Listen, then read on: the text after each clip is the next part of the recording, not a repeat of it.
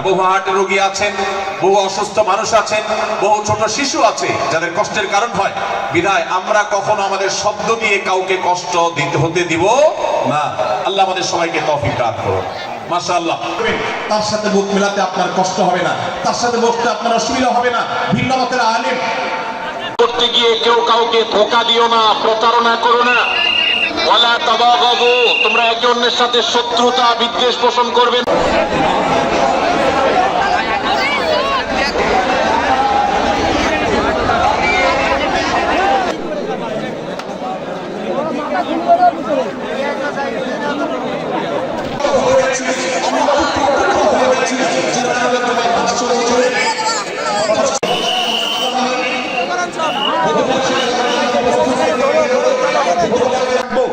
মিথ্যা এটা আল্লাহর জমিনের সবচেয়ে বড় জঘন্য অপরাধগুলোর মধ্যে থেকে একটি।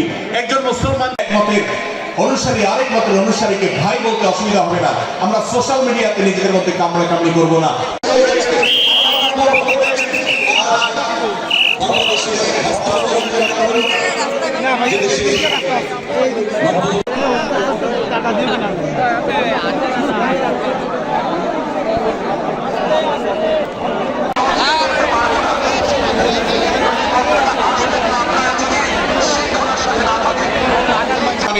প্রশ্নই ওঠে না, বরং আল্লাহ বলছেন যে ফাসলিহু বাইনাহুমা, তাদের উভয়ের মধ্যে। সূরা হুজুরাতের 9 এবং 10 নম্বর আয়াতের শিক্ষা বলছে মুসলমানদের মধ্যে দুটি দল যদি মারামারি